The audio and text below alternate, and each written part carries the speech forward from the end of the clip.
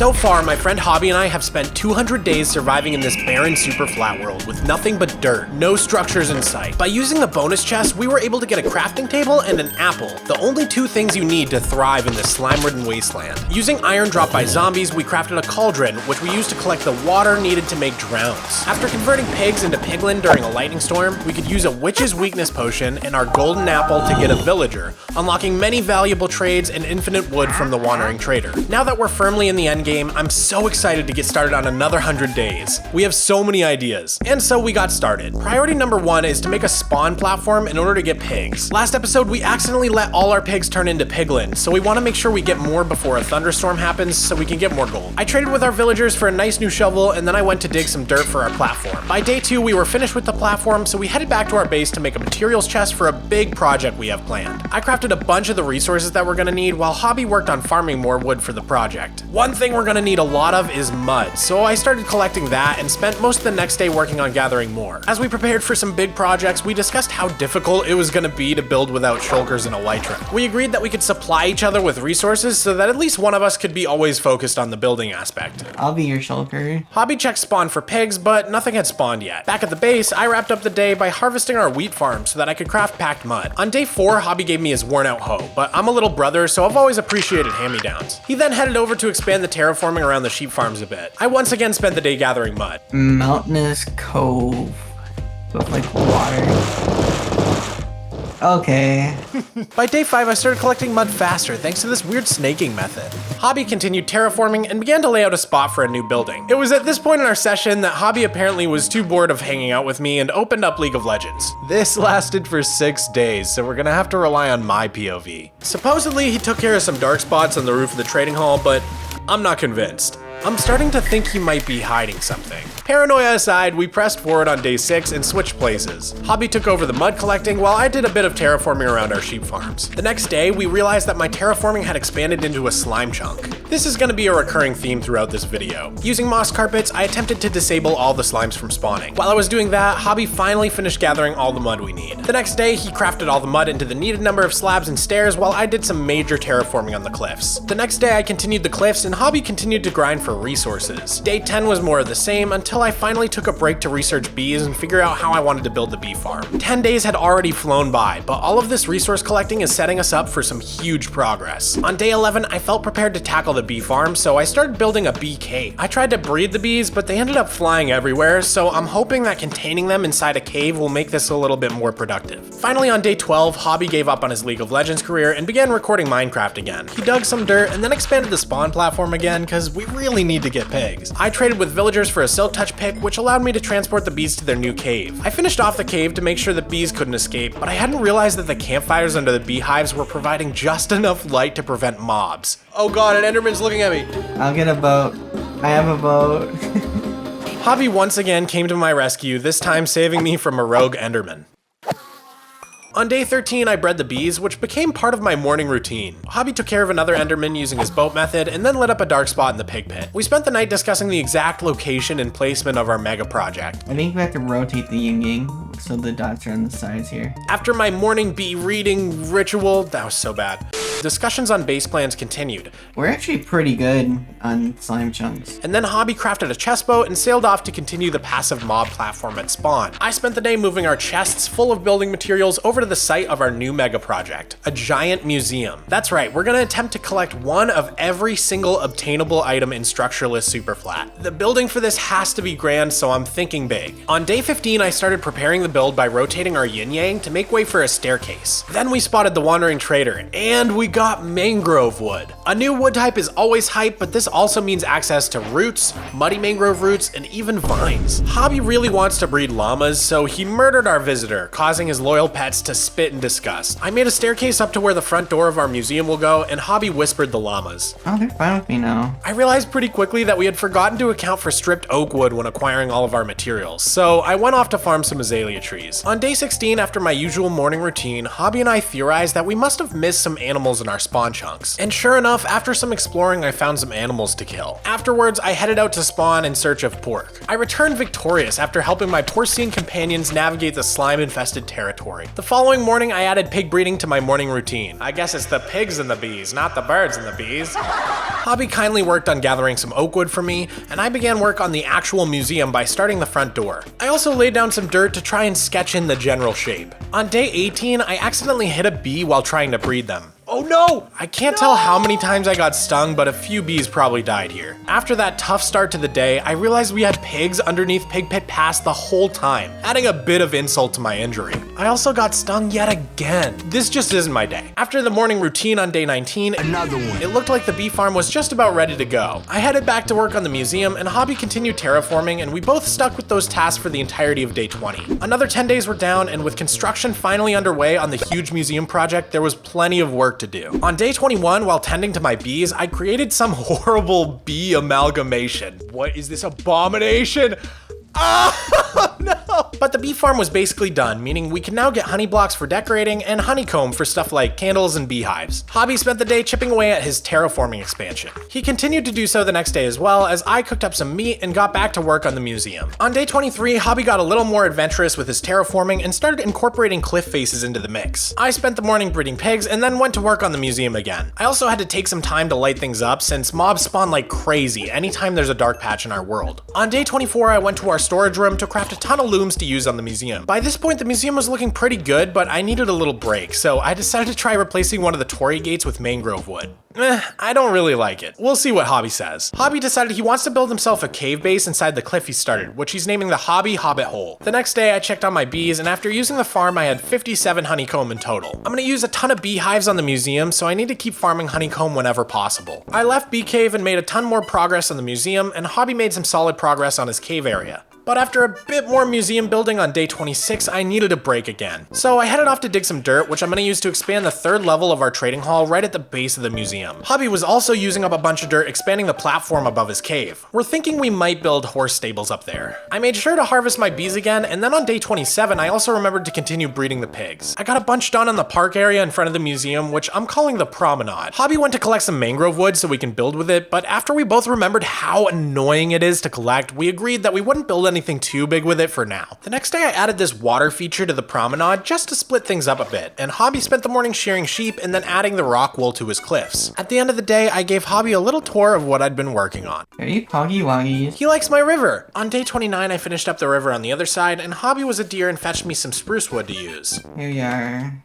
Thank you so much. After a long day of building, I checked on my bees once again. This series has kind of made me appreciate those small chores like this that get automated away by redstone in normal worlds. On day 30, Hobby decided to get some tulips for the promenade. By using bone meal in creative mode, we located a nearby tulip patch for our seed. These are small, rare patches in the flower pattern and plains biomes that generate tulips when bone mealed. These are really awesome because the only other way to get tulips in Superflat is by buying them from the wandering trader. By the middle of the day, Hobby was finished with the farm and gathering loads of tulips. We finished up the 30 days by putting some lighting around to prevent mobs. Terraforming in the museum were both taking a lot longer than we had thought. Hobby and I were both worried that we weren't making enough progress, but I'm happy to report that by the end of the video, this place looks completely transformed. On day 31, Hobby spent most of the day at the new tulip farm while I continued to copy everything over to the other side. I needed logs again, so I gathered a bit more and got back to work on the museum. Hobby brought all of his tulips to the promenade on day 32 and began planting a beautiful garden. Up above, I was carefully continuing construction on the museum for most of the day. Eventually, I descended to get some honey from my bees in order to start making the bee cave look a bit more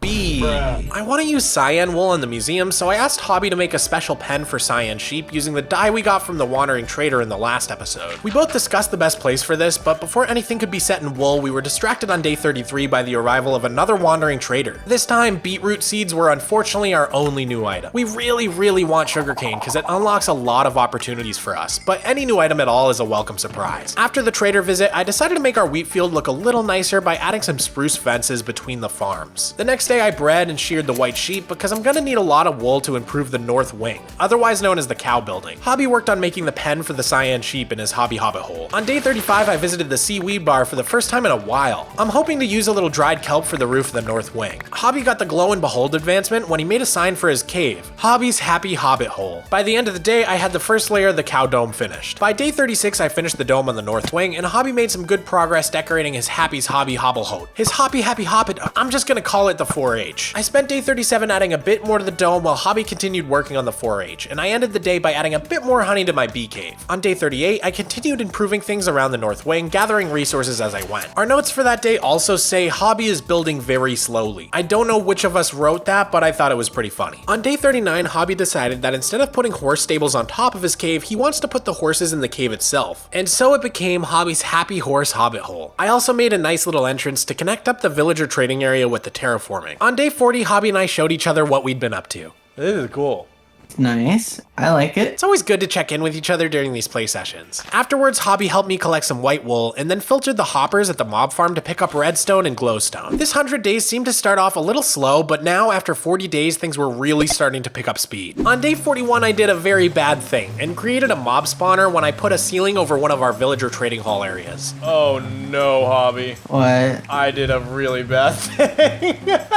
You just don't learn. In typical fashion, Hobby came to my rescue and we spent the day lighting up the area and dealing with the damage. One of our villagers was converted into a zillager and we ended up killing him the next day after deciding it would never be worth it to cure him. I decided to plant some beetroot seeds in that little farm in the middle of our base since we hadn't used it yet. Then I went to breed the pigs and added more of an onion shape to the cow dome. And at the end of the day, I went back to work on the museum. I worked hard all day on the build on day 43 since I really want to finish it up and move on to other projects. Hobby got the cyan wool I needed to finish it while I stopped to collect some more oak wood. Then Hobby got to work on the big room in his hobby hole and stopped to eat some Greek yogurt. Taking a quick yogurt break. Yogurt break? Yeah, I got some Greek yogurt.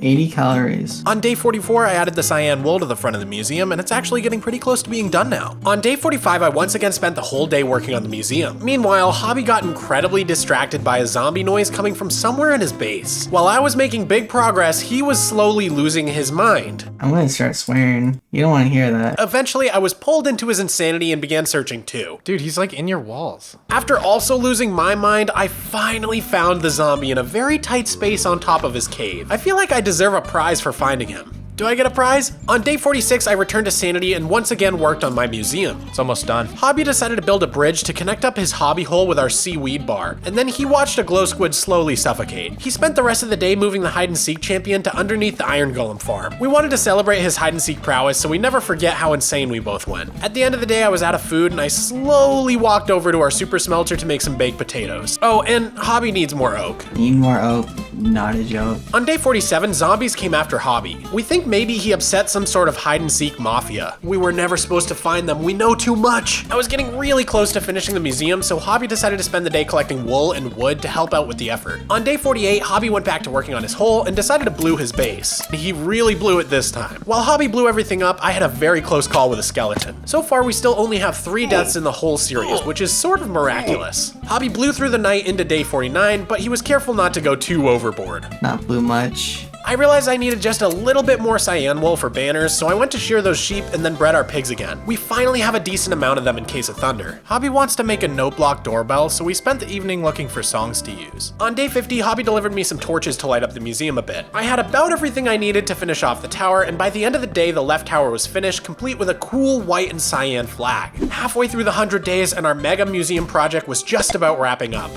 On day 51, Hobby cleared out some of the redstone and glowstone from our mob drops chest. It's so nice to get this stuff passively now and not have to constantly be farming mobs. I worked on replicating the tower on the right side, and I was able to finish it up by midday. After that, I went through and replaced all the torches with lanterns to make everything look a little bit nicer. Hobby decided to finally start working on his horse breeding, so he created a little area for them and then moved one of our horses in. On day 52, Hobby went horseward bound, and by that I mean he went to spawn to look for horses since we've killed most of the ones we've seen in this series so they wouldn't fill up the passive mob cap. I placed the final 2 lanterns on my build on top of each flagpole. It's so nice to finally call this build finished, at least for now. We've got a lot of planning to do before we're ready to tackle the rest of the building, but just getting this part done is proof that we can handle a mega project in this world. Hobby found some horses at spawn, so we brought them back and started making leads to tether them to fences. By day 53, I had enough white wool to start the new project.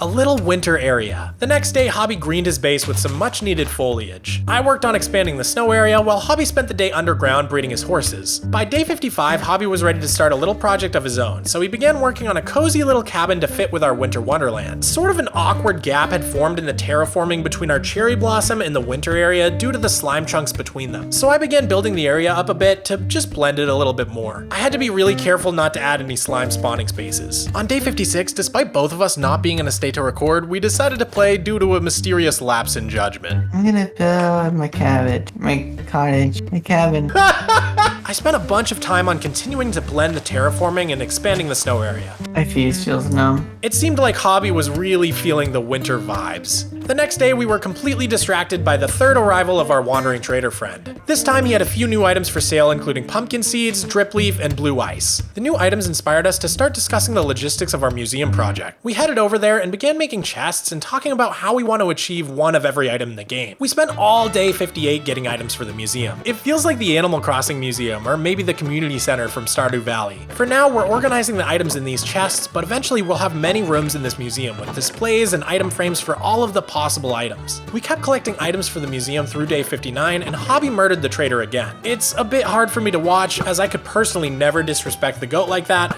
but I can understand that no one will get in the way of Hobby's long-term quest for llama and horse domination. We did more museum collecting on day 60, and as we did, we talked about all the things that would be really tough to get. Dyes can be made into banners, beds, candles, glass, and more. We need gold for lots of stuff, but we can only get it from thunderstorms. And then there's music discs, mob heads, enchanted books.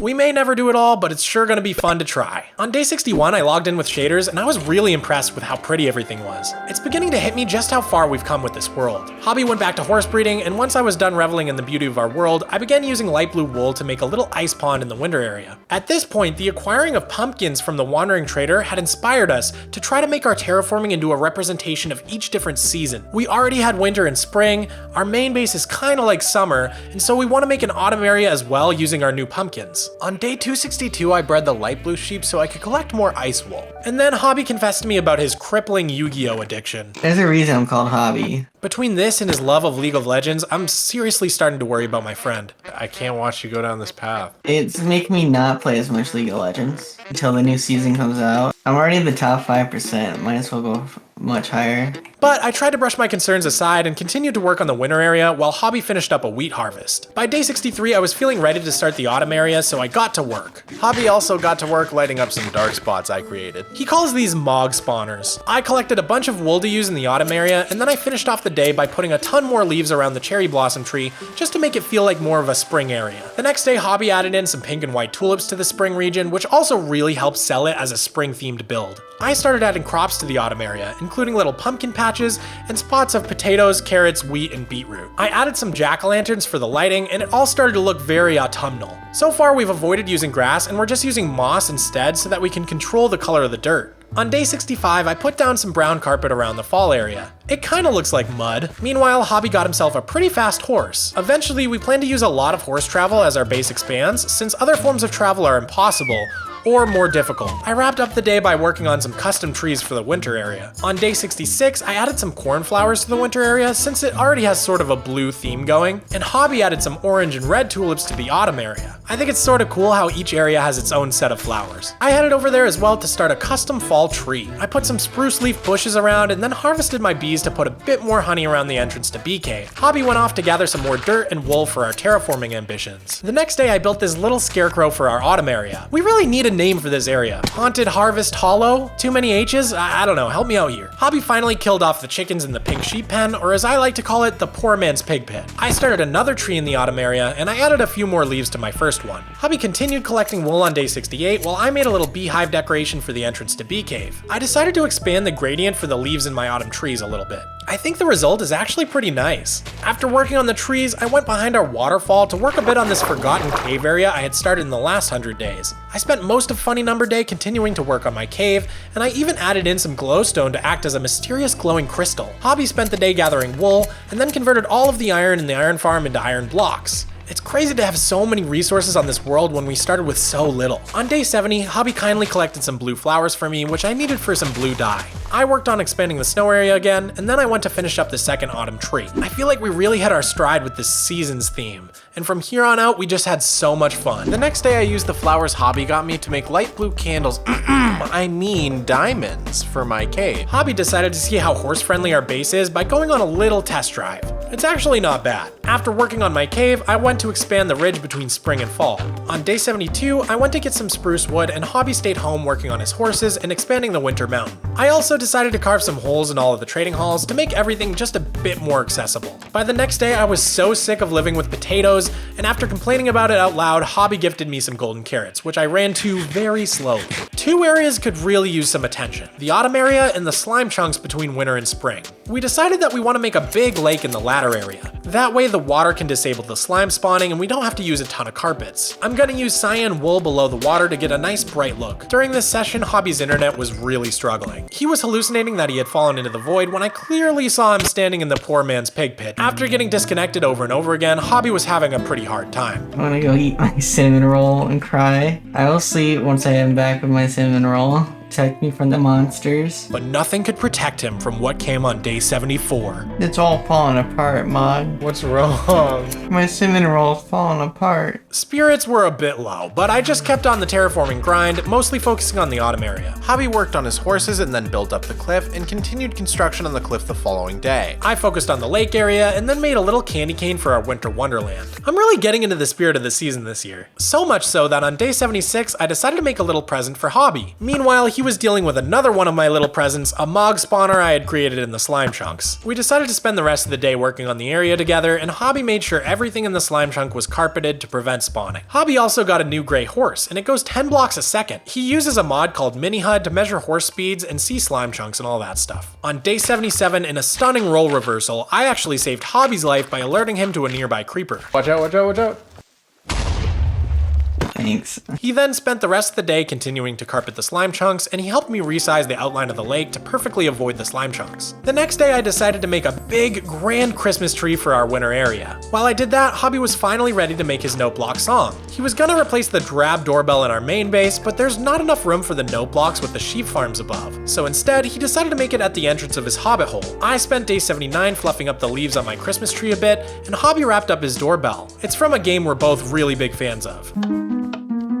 I think it's pretty catchy. Hobby and I worked on the side entrance to his cave together, covering it with leaves and making it feel a bit overgrown. He also placed a vine so that could start spreading. At the end of the day, we decided to sleep, but we couldn't decide where to go. There's no bed. Oh, there's only one bed here too. You just don't want to spend the night with me, I get it. Put your bed against someone else's bed just once, and this is how they are now. But we finally figured out where to sleep, and the next morning I put some ornaments on the tree, including some glowstone. My favorite spot in the world used to be at Pig Pit Pass, but now it's definitely over at the cake table. From here, you can see the museum in one direction and all of the amazing terraforming we've done in the other. Hobby asked me if I was going to check on my Habibis, and I thought it was pretty funny, so I made a little sign for them above the bee cave door. We also decided to name our slime chunk lake area Goo Lagoon. We only have 20 days left, but I've honestly never been so excited about our world. I feel like we have more ideas than ever. On day 81, while Hobby and I were shearing sheep, we debated if we should reverse the colors of the sheep pens to match the seasons. Right now, the warm colors are near the winter area, and the cold colors are near the autumn area. Should we move them? It's gonna bother me. I told him we'd ask the viewers and let you guys decide. Hobby used some of the loads of string we get from our mob farm to make more white wool, and then used it to expand the winter area. I felt pretty bad for the sheep on day 82 because they must constantly be cold with me shearing their wool as soon as it grows all the time. But I put it to good use tidying up the bridge to the south wing a bit. Hobby finished off the day by adding some chests below our Christmas tree for when they turn to presents on Christmas. I kicked off day 83 by collecting more goo for Goo Lagoon. And then I headed back to the museum to scavenge for abandoned resources in the chests there. We really need to make a better storage room at some point. Hobby was pretty happy with his mountain at this point, so he started removing the torches and hiding them under carpets. I worked on the renovations to the south wing all day and made some pretty good progress. The next day, Hobby made me a present. I made my present bigger than yours. Correct. Oh my god. As he was doing that, I was finishing up with my renovations to the south wing. On day 85, Hobby went off to collect some more wool as I expanded the autumn area once again. We were interrupted by a thunderstorm in which we managed to collect 4 gold ingots. We have 32 gold in total now, which we'll soon need to use for the museum. The next day I continued work on the autumn area. Hobby crafted up a clock to put in his base and made a candy cane banner for his hobbit hole. I finally returned to my secret waterfall cave to finish off the ceiling. By the next morning I was finished, and I spread water into the cave and had a little cave warming party with Hobby. Cute cave. Do you like my diamonds? Those are diamonds? Yeah. That's some imagination right there. Afterwards, Hobby officially named his base Hobby's Happy Hobbit Horsehole. Maybe I'll call it for short. I took a dip in Goo Lagoon to expand the Cyan Lake bed, and Hobby made a present for the viewers. We'll open it up on day 300.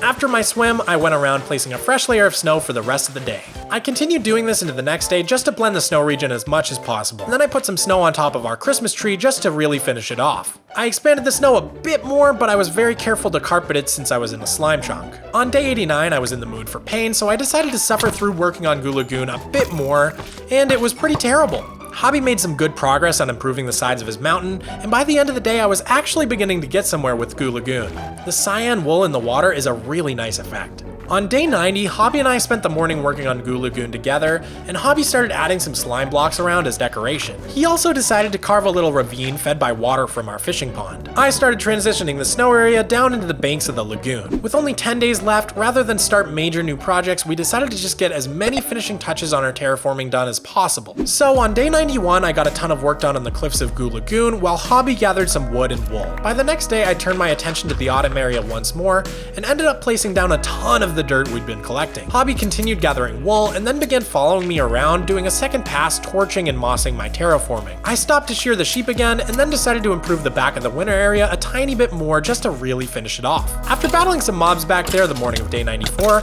I continued on and finished up with the upgrade pretty quick. I sheared the sheep a bunch more, and then we both went back to work on Goo Lagoon. This continued for the entirety of day 95, but Hobby took a break in the evening to find his abandoned cat Greytoven.